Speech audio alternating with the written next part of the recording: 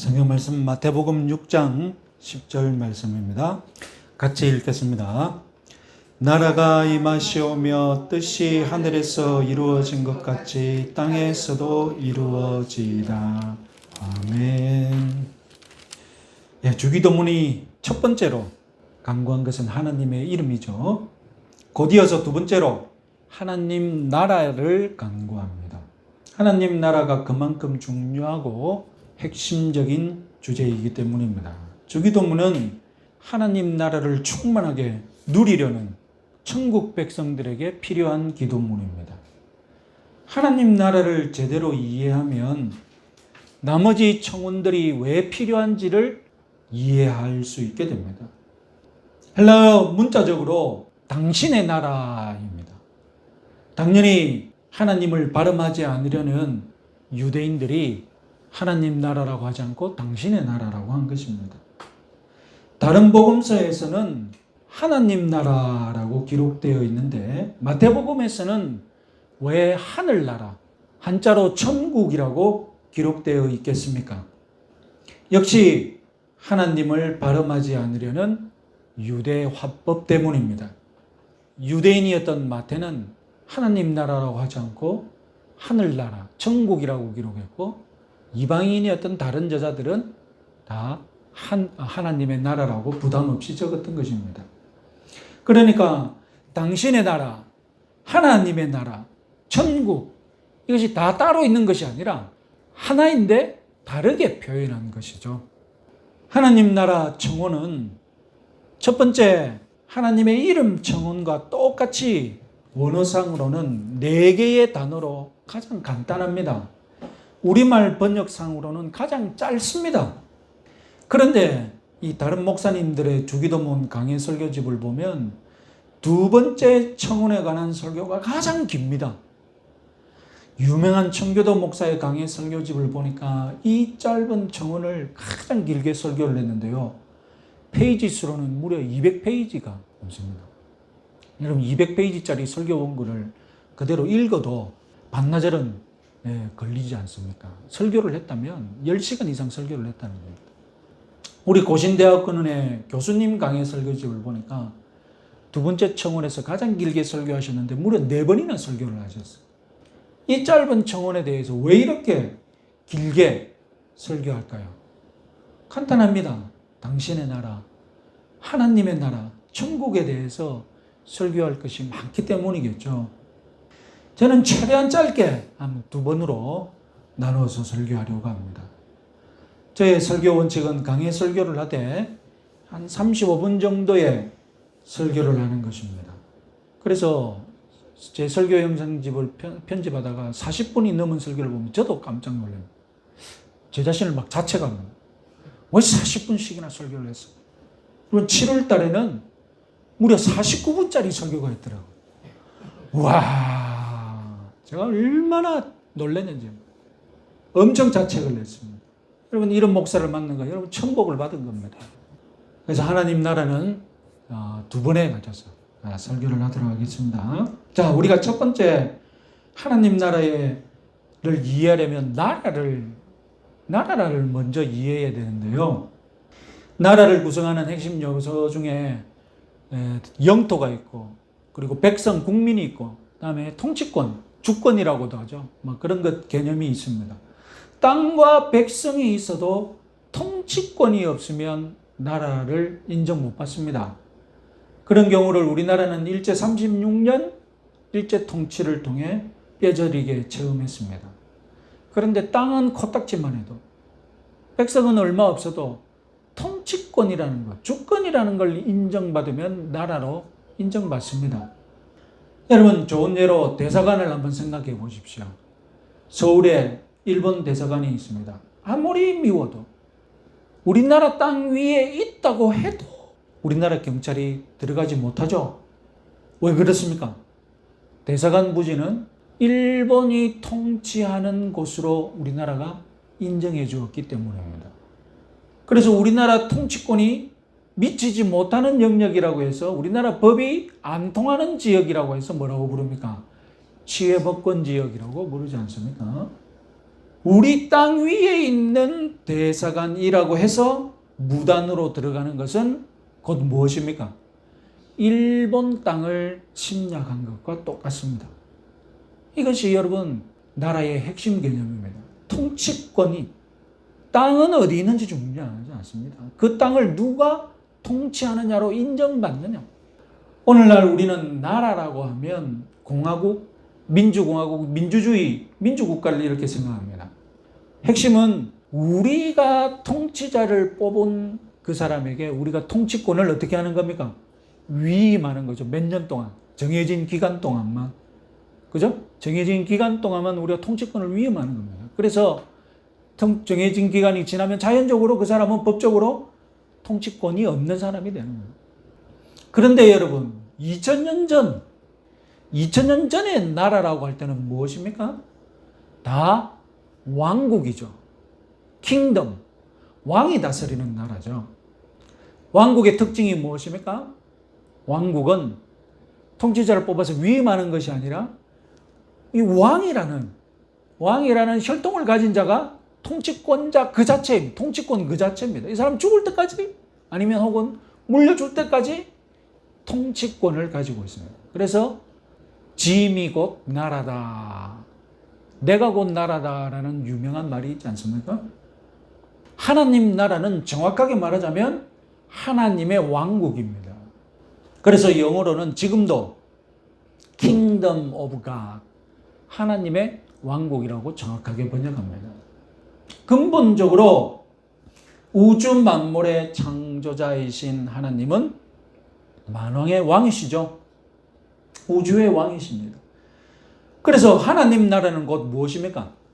하나님이 통치하는 영역, 하나님이 통치하시는 것이 하나님 나라, 천국임을 믿으시기 바랍니다. 주기도는 하나님의 통치를 받으라는 초청입니다. 내가 구원받았다는 것, 그것은 곧 내가 하나님의 통치하에 산다는 것입니다. 하나님이 나를 통치하신다가 곧 천국 복음입니다. 내가 하나님의 통치를 받으면, 하나님을 나의 통치자로 모시면, 주라는 말이 그것이잖아요.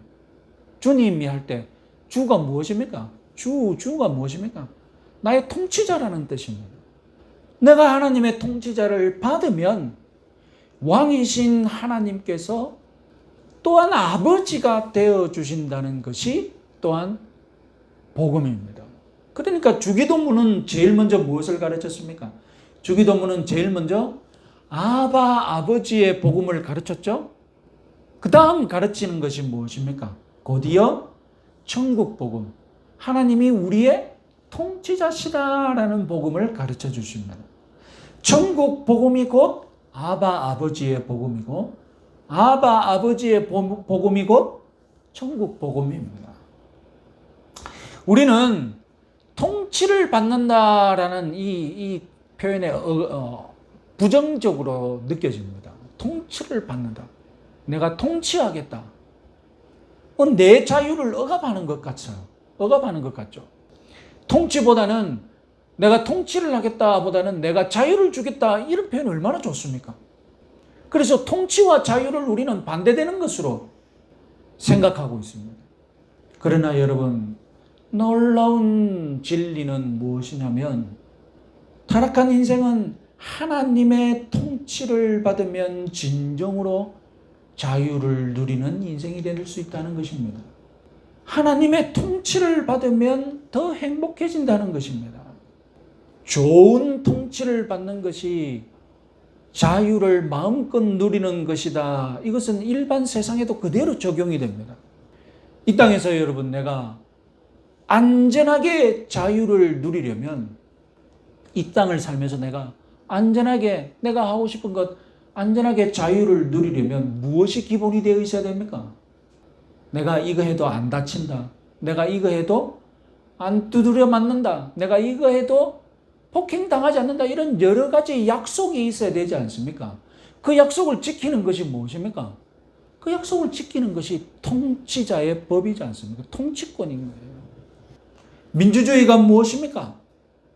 내가 자유를 누리기 위해 좋은 통치 제도와 내가 생각하기에 좋다고 생각하는 통치자를 내가 선택하는 것이 민주주의 아닙니까?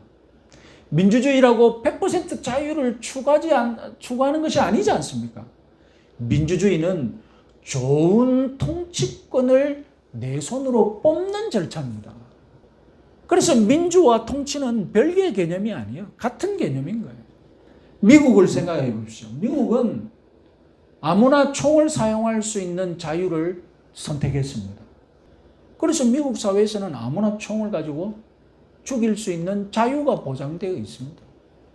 미국의 의료 서비스는 개인이 전적으로 구매하는 그런 시스템입니다.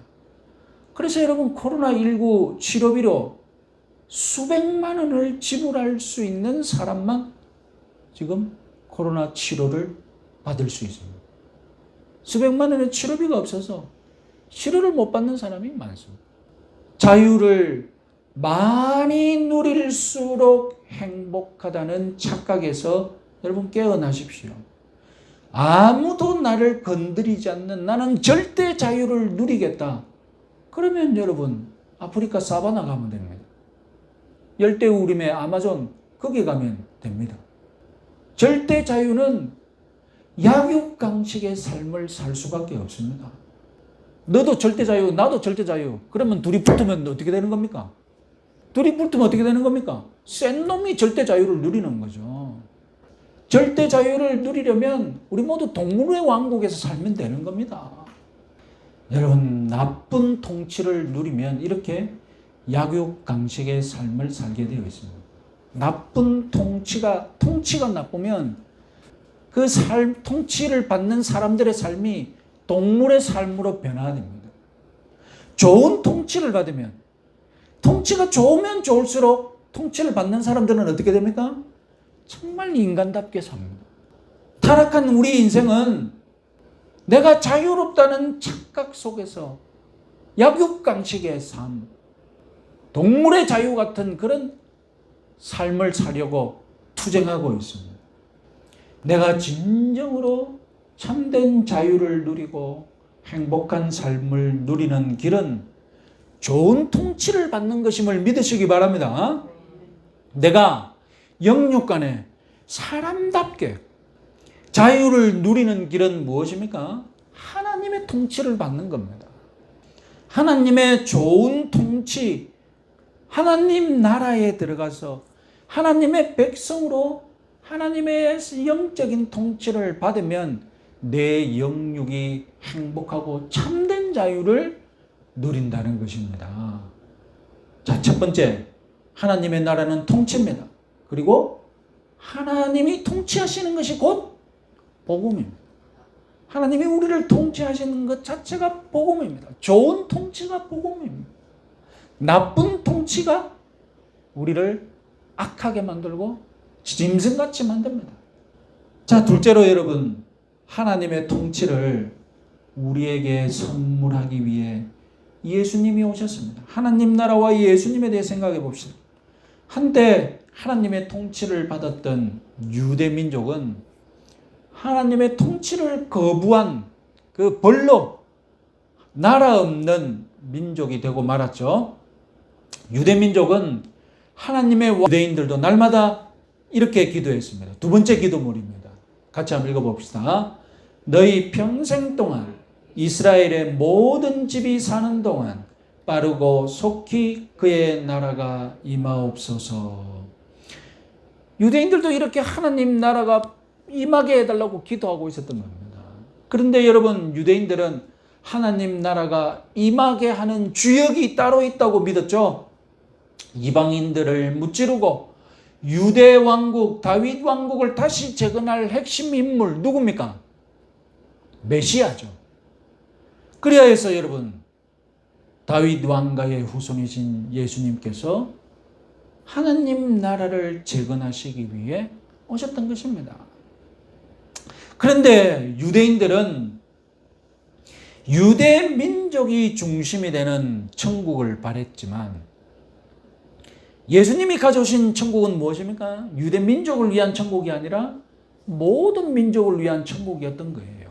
그래서 유대인들은 예수님의 천국 복음을 거절하죠. 예수님을 십자가에 못 박았던 겁니다. 지금도 유대 민족이 중심이 되는 천국을 기다리고 있는 것이죠. 예수님은 모든 민족을 위한 천국 복음을 선포하셨습니다. 이 천국 복음 중에 가장 혁명적인 선포가 무엇입니까? 내가 천국을 너희들에게 가져왔다. 천국이 임하였다는 겁니다. 마태복음 12장 28절 말씀 읽어보겠습니다. 그러나 내가 하나님의 성령을 힘입어 귀신을 쫓아내는 것이면 하나님의 나라가 이미 너희에게 임하였느니라. 예수님과 함께 하나님 나라가 임하였던 겁니다. 그래서 이제 천국은 죄인이 살아 있어도 들어갈 수 있는 그런 왕국이 된 것입니다. 요한복음 3장 5절 말씀 읽어보겠습니다. 예수께서 대답하시되 진실로 진실로 너희에게 이르노니 사람이 물과 성령으로 나지 아니하면 하나님 나라에 들어갈 수 없느니라.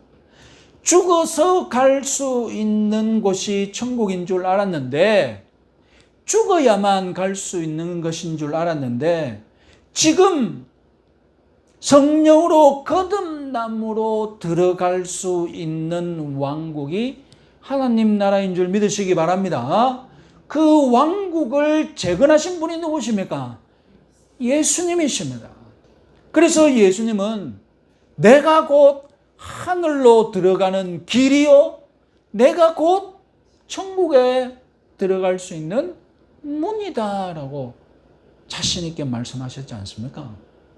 예수님이 가져오신 하나님 나라, 유대인들은 장차 임할 하나님 나라를 기다렸는데 예수님은 하나님 나라가 이미 임했대요. 여기서 하나님 나라의 양면성, 천국의 양면성이 있습니다. 천국이라고 하면 오늘날 우리도 죽어서 가는 장소이거나 종말에 임할 장소로만 믿기 쉽습니다. 그러나 예수님은 내가 너희들에게 지금 천국에 들어가서 하나님의 통치를 누릴 수 있다고 선포하셨습니다. 하나님의 나라는 과거에도 있었고 지금도 있고 미래에도 있는 것입니다. 왜냐하면 통치하시는 하나님이 과거에도 통치하셨고 현재에도 통치하시고 미래에도 통치하실 것입니다. 하나님이 통치자인 한 하나님의 나라는 항상 있었던 겁니다. 만약에 하나님의 나라가 없는 시간이 있다면 어떤 조건이 있어야 됩니까? 하나님이 통치하시지 않는다면 그때는 하나님 나라가 없는 것이죠. 하나님 나라는 이처럼 뚜렷하게 양면성을 지닙니다. 이 양면성은 우리가 글로 표현하면, 말로 표현하면 상반된 것 같아요. 역설적인 것 같습니다. 신약 성경에 의하면 하나님 나라, 천국은 예수님이 이미 왔습니다. 그런데 천국은 또 어떻게 합니까? 나중에 올 것입니다. 하나님 나라는 징조들이 있다고 합니다. 징조들. 그럼 징조가 있으면 우리가 그 징조를 파악해서 시간을 알 수 있을 텐데, 때를 알 수 있는데 하나님의 나라는 때를 알 수 없다고 합니다. 그 때는 예수님이 말하면 속히 임하기 때문에 깨어있으라고 하는데, 또 어떤 비유에는 지연되고 주인이 늦게 온다고, 주인이 늦게 온다고 비유하기도 합니다. 속히 오는 건지 늦게 오는 건지, 우리가 알 수 있는 건지 모르는 건지, 우리가 지금 체험할 수 있는 건지 미래에 누릴 수 있는 건지, 하나님 나라는 이처럼 양면적입니다. 이런 양면적인 면, 이런 이중적인 면을 간단하게 표현한 구호가 바로 이미 그러나 아직입니다. 이미는 무엇을 뜻합니까? 하나님 나라가 이미 현재 이미 임했다는 것입니다. 그러나 아직은 무엇입니까? 그러나 아직은 하나님 나라가 미래에 완성될 것이다. 그러면 여러분, 이 양면성을 예수님이 가르쳐 주셨느냐? 나중에 마태복음 13장에 가면 유명한 천국 비유가 있죠. 거기서 가라지 천국은 성장하는 겨자 씨앗이. 그러니까 예수님이 가져오신 천국은 다 자라고 있겠죠. 천국이 자라는 거예요. 예수님이 2000년 전 가져오신 하나님 나라는 씨앗, 겨자 씨앗이었고 2000년이 지난 지금 그 씨앗이 자라나고 있고 예수님이 재림하시면 어떻게 되는 겁니까? 울창한 나무로 다 성장한 나무가 되는 겁니다.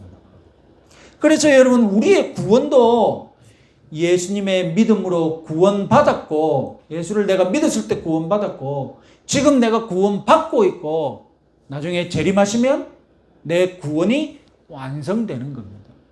그러니까 여러분 우리 신앙생활에 관한 모든 것은 다 생명과 영혼. 생명이 자라잖아요.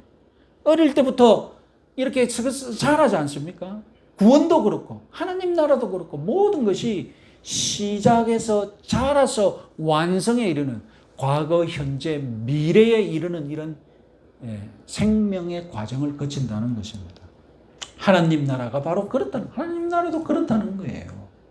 하나님 나라의 이런 다면적이고 역설적인 성격을 우리는 균형 있게 이해해야 합니다. 여기서 실패하면 한쪽에 몰리죠. 우리의 단점이죠. 여러 가지 성격 중에 하나를 좋아하는 거예요. 내한테 딱 맞는 거 하나만. 가장 흔한 것이 무엇입니까? 하나님 나라를 이해할 때 종말론적으로 미래의 모습 거기에만 집중해가지고 그러면 어떻게 됩니까? 종말론자가 되는, 시한부 종말론자가 되든 종말의 징조만 찾는 거예요. 이 사람 관심은 온통 징조만 찾는 거예요. 666이 뭐냐? 바코드다. 666이 뭐냐? 베리칩이다. 또 10년 지나면 666은 또 뭐다. 이 사람 눈에는 막 666 감별만 하는 거예요. 이런 신앙이 다 세대주의 종말론이죠. 미래의 하나님 나라만 꽂혀 있는 신앙이 있다면 반대로 현재에 임한 하나님 나라에 꽂혀 있는 신앙도 있어요. 내가 사는 이 시공간, 내가 지금 누리고 있는 이 땅에 하나님 나라를 만들어야 돼. 하나님 나라를 임하게 해야 돼. 그래서 사회 참여에 적극적이죠. 이 사회의 정의를 실현하는 데 관심이 YWCA, YMCA 다 기독교 단체지 않습니까? 사회를 더 하나님이 기뻐하시는 곳으로 만드는, 정반대로 사회운동에 참여하기보다는 지금 하나님 나라가 임했으니 어떻게 하자는 것입니까? 하나님 나라를 하나님 나라를 체험해보자는 겁니다. 이 땅에서 지금 내가 살고 있는 곳에서 죽어서 가는 곳이 아니라 여기서 하나님 나라로 바로 들어가 보자는 겁니다.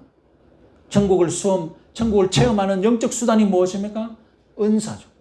은사주의자들이 이 땅에 지금 하나님 나라를 체험해보겠다고 덤비는 자들입니다. 제국주의자들, 기독교 제국주의자들은 자기 나라가 기독교 국가이니 어떻다는 겁니까? 자기 나라가 번성하는 것이 곧 무엇입니까? 하나님 나라가 번성하는 거예요. 그러니까 다른 나라를 침략해도 어떻게 생각합니까? 이것은 하나님 나라를 확장하는 것이라고 합리화하는 거예요. 제국주의자들은 자기 제국을 하나님 나라와 동일시합니다. 그래서 착취하고 하는 것도 하나님 나라를 위하다 이렇게 변명하는 거예요. 교권주의자들, 교회의 권력을 가진 자들은 교회를 어떻게 합니까? 교회를 하나님 나라와 동일하게 생각하는 거예요. 교회 성장이 곧 하나님 나라 성장이다. 이처럼 여러분, 하나님 나라는 알게 모르게 우리 신앙생활에 큰 영향력을 미치고 있습니다. 하나님 나라 천국, 그만큼 여러 가지 성격을 가지고 있기 때문입니다. 그렇다면 여러분, 우리 신앙도 다면적인 이 천국의 모습을 그대로 인정해야 합니다. 천국은 영적이고 신비한 나라입니다. 그래서 우리 신앙도 영적이고 신비적이어야 합니다. 그리고 천국은 또한 공동체 정신을 가지고 있습니다. 나만 들어가는 나라가 아닌 거예요. 천국에 가서 주님 단둘이 살 것 아니잖아요. 우리 신앙도 개인주의적이 되어서는 안 됩니다. 공동체 정신, 공공성을 가져야 합니다. 천국은 또한 문화적이고 정치적인 모습도 있습니다. 우리 신앙도 문화적이고 정치적인 그런 모습도 가져야 합니다. 천국은 또한 종말론적입니다. 우리 신앙도 종말론이 분명히 있어야 합니다. 이 모든 성격이 다 어떻게 된다고요? 다 균형 있게 치우치지 말아야 이 모든 천국의 모습을 균형 있게 추구하시는 여러분들 되시기 바랍니다. 저는 하나님 나라가 임하기를 기도합니다.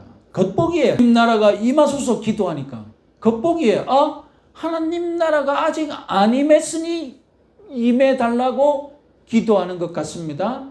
그러나 여러분, 하나님 나라의 다면적인 모습을 우리가 바로 이해했기 때문에 우리들은 이 주기도가 하나님 나라의 미래뿐만 아니라 하나님 나라의 현재를 위한 기도임을 믿으시기 바랍니다. 그러면 여러분, 나라가 임하소서 우리는 매일 왜 이 기도를 해야 할까요? 하나님 나라는 핵심이 무엇이라고요? 하나님이 통치하신다는 것이죠. 주기도는 결국 무엇입니까? 하나님의 통치가 오늘 나에게 충만할 것을 기도하는 겁니다. 오늘 내가 하나님의 통치에 순종할 수밖에 없도록 우리는 기도하는 겁니다. 왜 이런 기도를 드릴 수밖에 없습니까? 왜냐하면 나는 아직도 내 왕국을 버리지 못했고, 그리고 마귀도 사탄도 아직 나를 포기하지 않았기 때문입니다.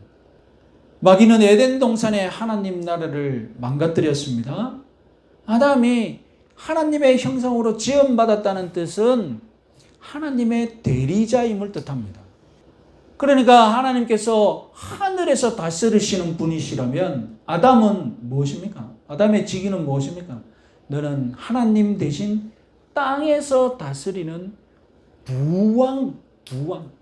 하나님이 왕이라면 아담은 부왕의 존재로 지음받은 거죠. 그러나 여러분, 아담은 부왕의 자리를 박차고 어떻게 했습니까? 난 부왕이 싫어. 무엇이 되었습니까? 왕이 될래. 하나님의 통치에 반역한 겁니다. 그래서 자기 왕국을 세우려고 한 거예요. 하나님의 왕국이 아니라 아담의 왕국을 세우려고 한 것입니다. 그 결과로 여러분, 이 땅은 하나님의 통치를 인정하지 않는 인간이 점점점 늘어나면서 절대 다수를 이루게 되었습니다. 하나님의 통치를 인정하지 않는 사람들, 하나님의 통치를 받기 싫은 사람들, 그 사람들은 자기가 더 자유롭다고 생각하죠. 자기가 더 좋은 통치 체제를 선택했다고 생각할 겁니다. 그러나 여러분, 영적인 어둠 속에서 착각 속에 지내고 있습니다. 말씀드렸다시피 좋은 통치가 뭐라고요? 좋은 통치를 받는 것이 복음입니다. 성경은 하나님의 통치에 반역하고 있는 인생들이 사탄의 통치를 받고 있다라고 진단합니다. 우리는 빛 가운데서 하나님의 통치를 받는 것이라면 하나님의 통치를 거부한 사람들은 어두움 가운데서 사탄의 통치를 받고 있는 거예요. 그래서 성경은 이 타락한 세상의 왕을 누구라고 겨우겨우 억지로 인정해 줍니까? 사탄이 이 세상의 왕이라고 인정해 주고자 있지 않습니까? 지금 인간의 근본적인 문제가 무엇입니까? 아담과 같은 존재. 하나님의 통치, 하나님의 왕국을 거부하고 내가 통치, 내가 자유롭게 살 수 있는 내 왕국, 자기 왕국을 세우려는 존재가 되었다는 것입니다. 인간의 전적 타락, 어려운 것 아닙니다. 인간의 전적 타락은 다름 아니라 자기가 자기 삶의 왕으로, 누구도 내 삶을 건드리지 마, 자기 왕국을 세우려는 그 욕망, 그 삶의 태도가 바로 타락인 겁니다. 자기 왕국의 크기, 개인마다 다르겠죠. 어떤 분은 욕심이 많아서 재벌 같은 왕국을 세우려는 야망을 가지고 있고, 그래서 기회가 되어서 정말 재벌 같은 왕국을 세웠을 것이고, 어떤 분은 그저 집 한 채 크기의 자기 왕국을 세우는 것에 만족하고 살기도 합니다.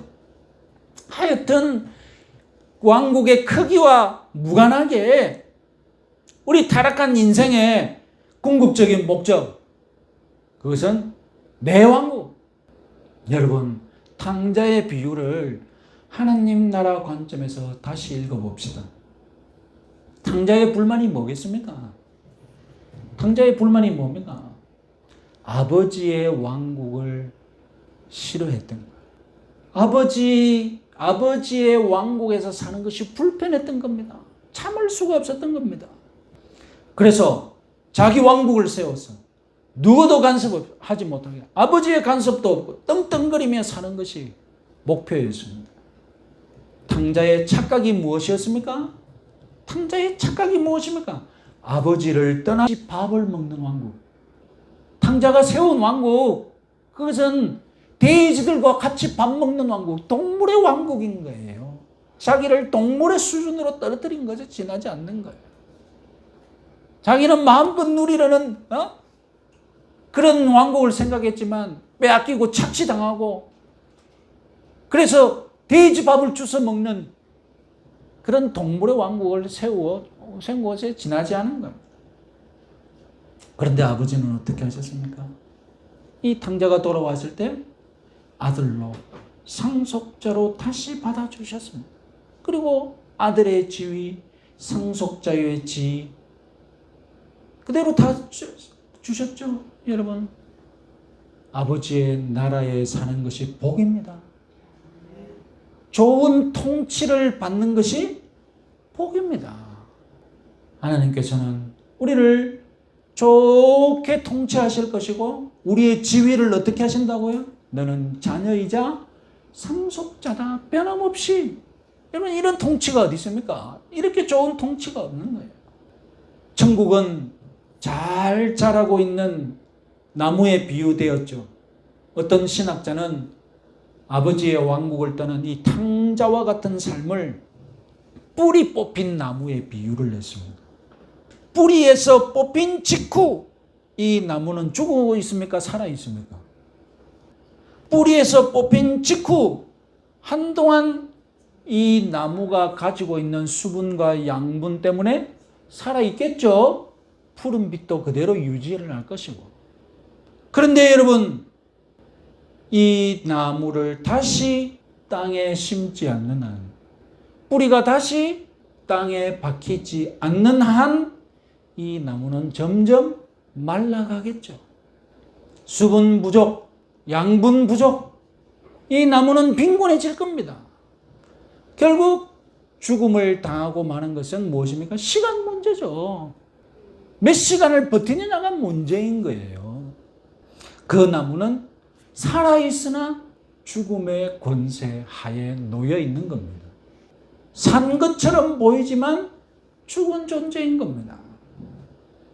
우리 인간이 이와 같은 영적 실상에 처해 있습니다. 타락한 인생은 이 영적인 실상을 모르죠. 말해도 인정 못하죠. 왜냐하면 지금 내가 당장 물질의 풍요를 누리고 있기 때문입니다. 지금 내가 당장 잘 먹고 있거든요. 지금 내가 잘 먹고 체중이 늘어나서 문제지. 예? 이 체중을 어떻게 뺄까? 그걸 걱정하고 있는데 당신은 곧 죽고 간다. 당신은 부족할 것이다. 이런 말하니 믿겨집니까? 안 믿겨지죠. 지금 풍요롭게 살고 있고, 그리고 더 많은 풍요를 누리기 위해 더 많은 자유를 요구합니다. 남에게서 빼앗을 수 있는 자유, 정당하게 빼앗지 못하니까 불법적으로 빼앗을 수 있는 자유, 권력을 통해서, 청탁을 통해서. 그래서 만인을 향해 내가 늑대처럼 여기저기 막 물어뜯고 다니면서 부를 축적하려고, 그렇게 하라고 해서 이 사회가 부추기지 않습니까? 그렇게 동물처럼 살라고.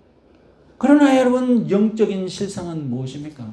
너는 진짜 동물 수준으로 떨어졌구나. 너는 좋은 것을 먹고 있다고 생각하겠지만 너는 돼지밥을 먹고 있구나. 너는 자유롭다고 착각하겠지만 마귀의 부추김과 마귀의 통치에 농락당하고 있구나. 더 좋은 통치가 있는데 너는 마귀 왕국의 백성일 뿐이구나. 여러분, 천국에 들어올 때에 예외 없이 회개가 필요합니다. 예수님의 첫 번째 메시지 무엇이었습니까? 마태복음 4장 17절 말씀 읽어봅시다. 이때부터 예수께서 비로소 전파하여 이르시되 회개하라, 천국이 가까이 왔느니라. 여러분, 회개는 하나님 나라 관점에서 보면 회개는 무엇입니까? 지금까지 내가 내 왕국을 건설하려고 했습니다. 하나님, 내 왕국을 허물고 이제 하나님 왕국에 들어가겠습니다. 이 회개입니다. 이제 하나님 왕국에 들어가서 왕국의 일원이 되어서 하나님 나라를 세우는 데 헌신하는 것, 이것이 회개입니다. 내 왕국은 허물고. 우리나라는 여러분, 군사정권의 교육 때문에 충성을 제일 가는 덕목으로 다 이렇게 믿고 있습니다. 자, 그러면 회개한다는 것은 무엇입니까? 회개한다는 것은 충성의 대상을 바꾸는 거죠. 충성의 대상이 전에는 내 왕국이었습니다. 내 나라, 자기 왕국이었습니다. 이제는 어디에 충성해야 됩니까? 하나님 나라, 하나님 왕국에 충성해야 돼요. 내가 하나님의 통치를 잘 받는 것에 관심을 집중해야 된다. 나는 하나님의 통치를 받는다. 나는 내 통치자에게 충성을 해야 한다. 그래서 내 행동이 하나님 나라를 세우는 것인지 하나님 나라를 허무는 것인지 늘 조심해야죠. 어떤 유명한 순교자에게 간증인데요. 누가 순교자에게 네가 우상에게 절하면 내가 살려주고 재산도 주겠다라고 유혹을 했습니다. 그러자 이렇게 외쳤습니다. 생명과 돈은 가게 하고 그리스도여 어서 오소서. 생명과 돈은 가라. 이 말은 무엇입니까? 내 나라, 자기 왕국은 어떻게 하라고요? 자기 왕국은 허물어지고 하나님 나라, 하나님의 왕국만 나는 충성하겠다는 것 아닙니다. 여러분, 내가 돈 쓰는 것, 먹고 마시는 것, 입는 것, 모든 것, 시간, 우리는 하나님의 통치를 받아야 합니다. 통치자이신 하나님께서 기뻐하시는 것인지 안 슬퍼하시는 것인지 한번 생각해 봐야 돼요. 이것은 내 왕국을 세우는 것인지 하나님 왕국을 세우는 것인지 고민해 봐야 돼요. 날마다 기도하시기 바랍니다. 날마다 내 왕국을 허물어야 돼요. 그리고 하나님 왕국이 임하도록 하나님의 통치를 받는, 내가 하나님의 통치에 순종하는 사람이 되도록, 그것이 하나님 나라가 매일매일 내 삶에 임하는 것입니다. 내 왕국을 거부하고 마귀의 왕국을 거부하고 하나님의 통치를 즐겁게 받게 하소서. 여러분 기도하시기 바랍니다. 이번 한 주간도 하나님의 통치 아래 진정한 자유와 복을 누리시는 여러분들 되시기 바랍니다. 찬송가 438장